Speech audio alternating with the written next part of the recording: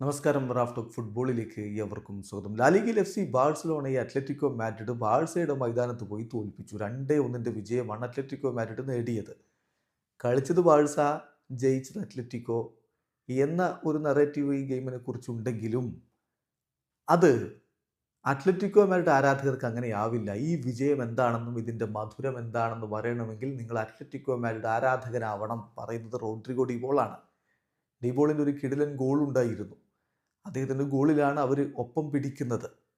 ആ ഗോൾ 60-ാമത്തെ മിനിറ്റിലാണ് വരുന്നത്. അതുവരെ അത്ലറ്റിക്കോ മാഡ്രിഡിൻ്റെ ഭാഗത്ത് നിന്ന് ഒറ്റ ഓൺ ടാർഗറ്റ് ഷോട്ട് പോലുമില്ല.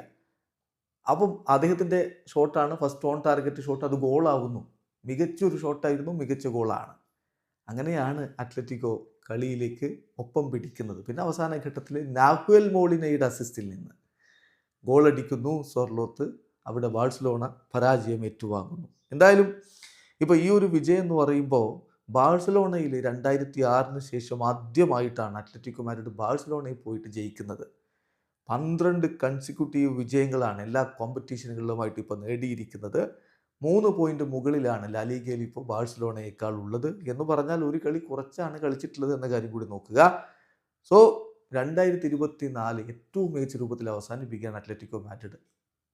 ഇപ്പോൾ ക്രിസ്മസിന് അവരാണ് 1-ാം സ്ഥാനത്ത് നിൽക്കുന്നത് എന്ന കാര്യം നോക്കുക. റോഡ്രിഗോ ഡിബോളിൻ്റെ പ്രകടനമോ കഴിഞ്ഞ 8 മത്സരങ്ങൾ അത്ലറ്റിക്കോ മാഡ്രിഡിനായിട്ട് അദ്ദേഹം അവസാനമായി കളിച്ച 8 കളികളിൽ നിന്ന് 6 ഗോൾ കോൺട്രിബ്യൂഷൻസ് ആണ്. 3 ഗോളുകളും 3 അസിസ്റ്റുകളും. കളി കഴിഞ്ഞിട്ട് അദ്ദേഹം പറഞ്ഞു, ഈ ഒരു വിജയം നിങ്ങൾക്ക് മനസ്സിലാകണമെങ്കിൽ നിങ്ങൾ അത്ലറ്റിക്കോ മാഡ്രിഡ് ഫാൻ ആവണം. അത്ലറ്റിക്കോ ഫാൻസിന് മാത്രമേ ഈ വിജയം എന്താണ് എന്നുള്ളത് കൃത്യമായിട്ട് മനസ്സിലാക്കാൻ കഴിയുകയുള്ളൂ.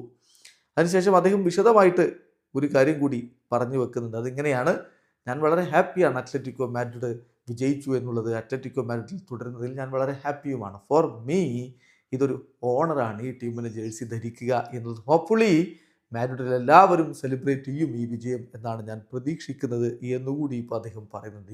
ഡിയേഗോ സിമിയോണിയും ഹാപ്പിയാണ്.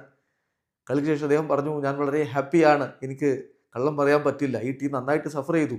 ബാഴ്സലോണ ശരിയാണ് കോൺസ്റ്റൻ്റ്ലി അറ്റാക്ക് ചെയ്തുകൊണ്ട് അവർ നന്നായി കളിച്ചിട്ടുണ്ട്. പക്ഷേ ഒരുപാട് പ്ലെയേഴ്സിന് ഞങ്ങളുടെ ടീമിൽ ഡിഫെൻസീവ്ലി ഗ്രേറ്റ് ഗെയിമാണ് കളിച്ചത്, എസ്പെഷ്യലി ഒബ്ലാക്ക്.